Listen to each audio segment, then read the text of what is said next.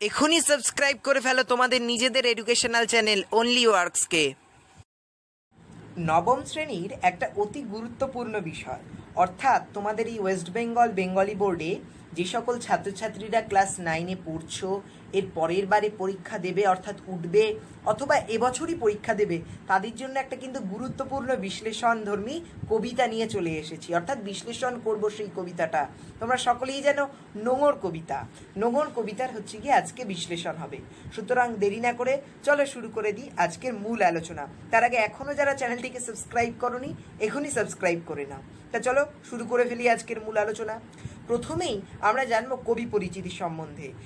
এই নোঙর কবিতাটার কবি হচ্ছেন অজিত দত্ত। কবি অজিত দত্ত কল্লোল সাহিত্য গোষ্ঠীর এক অন্যতম লেখক বা অন্যতম কবি।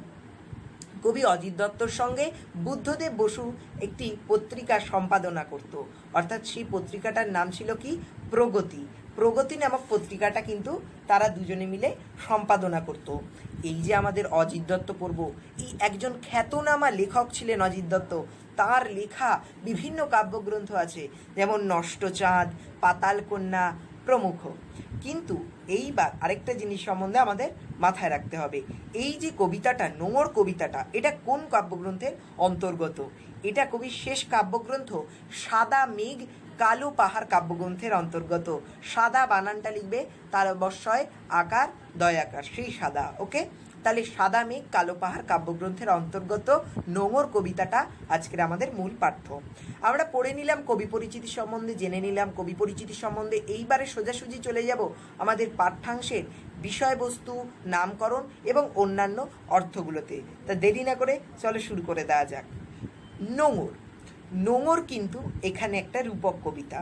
নোঙর মানে আমরা জানি জাহাজ বা নৌকা যখন কোনো বন্দরে এসে দাঁড়ায়, তার একটা লোহার দেখবে একটা শিকল মতো থাকে, আংটা মতো, সেই যে জিনিসটাকেই আমরা বলছি কিন্তু এক ধরনের নোঙর, যাকে আমরা বাংলায় বলি অ্যাঙ্কর।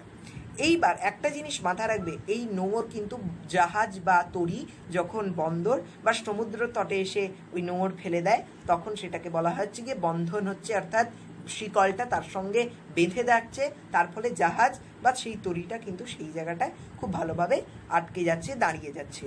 তাহলে এক্ষেত্রে আমরা দেখতে পাবো, যদি আমরা সাধারণ ভাষায় দেখি, নোঙর হচ্ছে গিয়ে একটা সাধারণ যন্ত্রাংশ, যার দ্বারা কোনো জাহাজ বা সমুদ্রতে কোনো তরী এসে আমরা বেঁধাতে পারি। এবং দ্বিতীয় যে অর্থটা, সেটা হচ্ছে গিয়ে রূপক অর্থ বা গভীর অর্থ বা অন্তর্নিহিত অর্থ। সেই অর্থটা হচ্ছে গিয়ে বন্ধন, অর্থাৎ নোঙর কিন্তু বন্ধনের প্রতীক।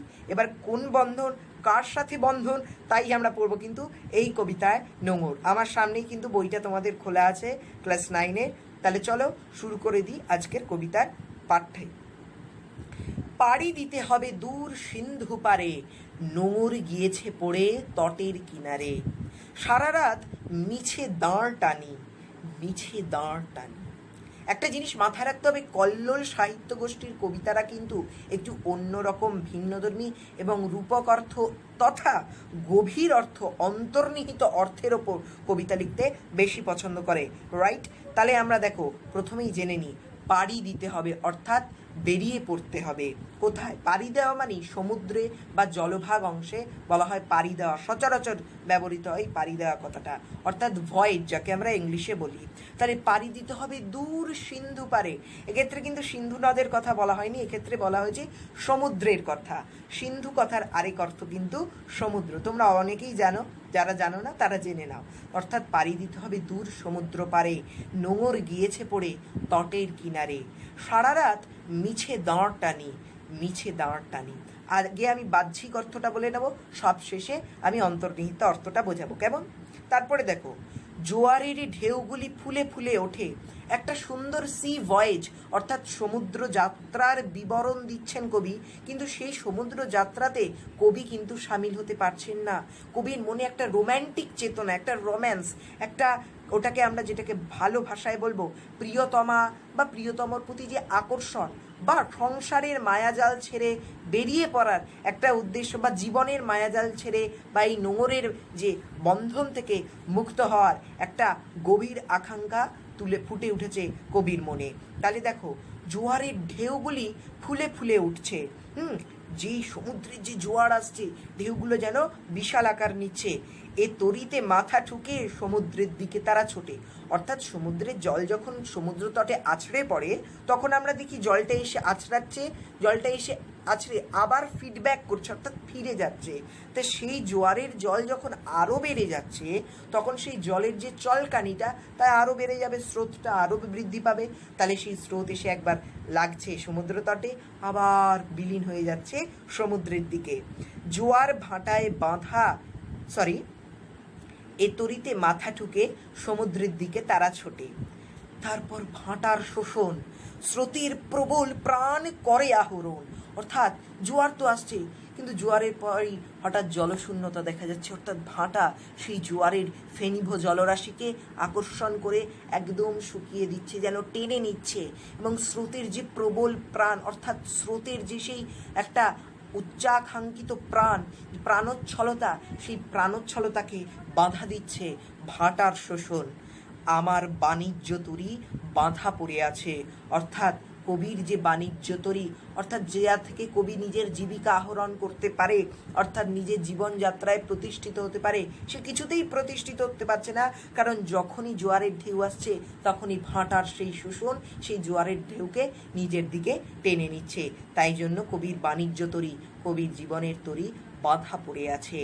যতই না দাঁড় টানি, দাঁড় বলতে আমরা জানি নৌকার যেটা দিয়ে জলটাকে কাটিয়ে নৌকাকে এগোনো হয় বা জাহাজকে এগোনো হয়, তাকেই বলা হচ্ছে গিয়ে দাঁড়। তাহলে আমার বাণিজ্য তরী বাঁধা পড়ে আছে, যতই না দাঁড় টানি, যতই মাছ তুলে বাঁধি পাল। অর্থাৎ পাল কেন বাঁধা হচ্ছে? যদি দমকা বাতাস দেয়, যদি আমার তরী ছিন্ন হয়ে বেরিয়ে যেতে পারে, নোঙরের বন্ধন ছিন্ন হয়ে বেরিয়ে যেতে পারে, তার জন্যে কবি কিন্তু বারবার মাছ তুলে পালটাকে তুলে নিয়ে বেঁধে দিচ্ছেন। নোঙরের কাছি বাঁধা তবু এ নৌকা চিরকাল। যতই আমি খেটে যাচ্ছি যে এইবার আমি আমার নৌকাকে ছিন্ন করে দেব, এই নোঙরের থেকে বন্ধন মুক্ত করব, কিন্তু ততই কি করছে, এই নৌকা চিরকাল আরও যেন দৃঢ়ভাবে বেঁধে যাচ্ছে এই নোঙরের সাথে। নিস্তব্ধ মুহূর্তগুলি সাগর গর্জনে ওঠে কেঁপে। তাহলে আমার কাছে এক একটা মুহূর্ত যেন নিস্তব্ধ, চারিদিকে কেউ নেই, যে আসছে তার নৌকা ভেসে যাচ্ছে, কিন্তু আমার নৌকাই ভেসে পড়তে পারছে না। তাই জন্য নিস্তব্ধ মুহূর্তগুলি সাগরের গর্জনে, ঢেউয়ের হুঙ্কারে যেন কেঁপে কেঁপে ওঠে। স্রোতের বিদ্রুপ শুনি প্রতিবার দাঁড়ের নিক্ষেপে। স্রোতগুলোও কেন বিদ্রুপ করছে? কারণ স্রোতেরা বলছে, দেখো আমি তোমাকে সুযোগ দিচ্ছি, কিন্তু তুমি সেই সুযোগের সৎ ব্যবহার করতে পারছো না, রাইট? তাহলে তাই জন্য স্রোত তাকে বিদ্রুপ করছে, তাকে পরিহাস করছে, তার ওপর হাসছে। কার ওপর হাসছে? কবির ওপর হাসছে। মাইন্ডটা কনসেন্ট্রেট করো। যতই তারার দিকে চেয়ে করি দিকের নিশানা, ততই বিরামহীন এই দাঁড় টানা। তারা বলতে ধ্রুবতারা, পোলস্টার। এই যে পোলস্টার বা ধ্রুবতারা, আমরা জানি অতি পুরাকাল থেকে, প্রাচীনকাল থেকে এই তারাই কিন্তু নাবিকদের একমাত্র পথপ্রদর্শক, কম্পাসের মতো কাজ করে এই তারা। সুতরাং এই যে যতই তারার দিকে তাকিয়ে কবি দিকের নিশানা করতে যাচ্ছে, অর্থাৎ দিক খুঁজে বেড়াচ্ছে, কিন্তু বারবার কবি দিকভ্রষ্ট হচ্ছেন। তরি ভরা পণ্য নিয়ে পাড়ি দিতে হবে সপ্ত সিন্ধু পারে। যেন 7টা সাগর বাকি আছে, অর্থাৎ জীবনের যে এত বড় সমুদ্র জীবন, এই সমুদ্রকে আমাকে পেরিয়ে যেতেই হবে। যেন 7টা সমুদ্র, অর্থাৎ অনেকটা অঞ্চল, অনেকটা সমুদ্রের জল, অনেক জীবিকা নির্বাহের পথ আমাকে পেরোতে হবে। সুতরাং এই তরি ভরা পণ্য কি? আমার জীবনের জীবিকার এক একটা অংশ, অর্থাৎ এই জীবিকাটাকে আমাকে কিন্তু এগিয়ে নিয়ে যেতে হবে। নোঙর কখন জানি পড়ে গেছে তটের কিনারে, কখন জানি না নোঙর তটের কিনারে পড়ে গেছে, সারা রাত তবু দাঁড় টানি।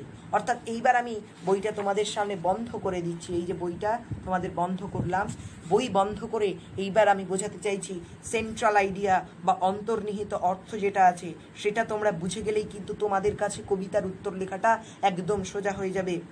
কবি এক্ষেত্রে রূপক অর্থে কবিতাটাকে ব্যবহার করেছে তার জীবনে, কবির জীবনে জয়যাত্রার, অর্থাৎ এক্ষেত্রে জয়যাত্রা কিসের জয়যাত্রা? জীবনের সফলতার জয়যাত্রা। অর্থাৎ কবি যতই জীবনে সফল হতে যাচ্ছেন, যতই কবি তার জীবিকাকে নির্বাহ করতে যাচ্ছে, ততই সে সেখানে বাধাপ্রাপ্ত হচ্ছে।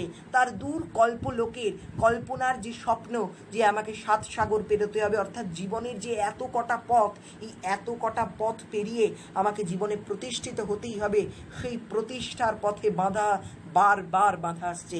জীবনে চলার পথে যে বাধাগুলোকে কবি অতিক্রম করতে ব্যর্থ হচ্ছে, এবং এই বাধার পথে, বাধার মাঝখানে এই যে তার যে জীবনের এক একটা জীবিকা, এক একটা জীবন নির্বাহের কাজ, বা আমি যদি বলি তার জীবনের এই যে প্রিয়তমা, যে ক্ষেত্রে অনেক সাহিত্যিকরা এটাকে ব্যাখ্যা করবে প্রিয়তমার কাছে যাওয়ার আকাঙ্ক্ষা, তা আমি সেইটাকেই যদি ধরে নিয়ে বলি যে এই যে এই আকাঙ্ক্ষা, তার জীবনের যে কাজ, এই সকল কর্মগুলোকে কবি তরি ভরা পণ্য বলেছেন। অর্থাৎ এইগুলো এক একটা পণ্য, অর্থাৎ এক একটা সামগ্রী, এইগুলো জীবনে চলার পথে জীবন সামগ্রী হয়ে কবিকে সাহায্য করে গেছে। এই জীবন সামগ্রীকে নিয়ে কবি তার জীবন অতিবাহিত করতে চায়, জীবিকা চালাতে যায়, জীবনে সফলভাবে বাঁচতে চায়, কিন্তু সেই সফলতার আগে কিন্তু কবি বাধাপ্রাপ্ত হচ্ছে জীবনের অন্যান্য দূর অভিসন্ধি বা দূর শক্তি দ্বারা, দুঃশক্তি দ্বারা বা বাজে শক্তি দ্বারা কবি বাধাপ্রাপ্ত হচ্ছে। কিন্তু আবার সফলতার যে শক্তিগুলো কবির সামনে এসে উঠে দাঁড়াচ্ছে, জোয়ারের ঢেউয়ের মতো ফুলে ফুলে যতবার কবির প্রাণ চাইছে আমি বেরিয়ে পড়ি, আমাকে এই নৌকা যাত্রায় সফল হতেই হবে, কিন্তু ততবার বিদ্রুপ চলছে, স্রোতের বিদ্রুপ। কারণ কবির এই এক একটা জীবনের সফলতার পথ এগিয়ে আসছে, আবার শুষ্ক হয়ে যাচ্ছে ভাটার শোষণে। তা জীবনযাত্রার এই যে একটা কল্পনাময় রূপ, অর্থাৎ আকাঙ্ক্ষা, চাহিদা, জীবিকা নির্বাহ, জীবন অতিক্রম করার এই যে এক একটা ভাবনা, এক একটা পথ কিভাবে আটকে যাচ্ছে, কিভাবে বাধাপ্রাপ্ত হচ্ছে, কিভাবে মানুষ সেই পথ কাটিয়ে উঠতে অনেক সময় বেরিয়ে আসতে ব্যর্থ হয়, তারই একটা জীবনযাত্রার প্রতিফলিত রূপ কবি এই কবিতায় তুলে ধরেছে। আশা করি তোমরা বুঝতে পারলে কবিতাটা। যদি কবিতাটা বুঝতে পারো তবে এরপরে আমি বিভিন্ন প্রশ্ন, বিভিন্ন সাজেশান নিয়ে আলোচনা করব। অবশ্যই চোখ রেখো সেই সকল সাজেশানগুলোতে। ভালো থেকো তোমরা।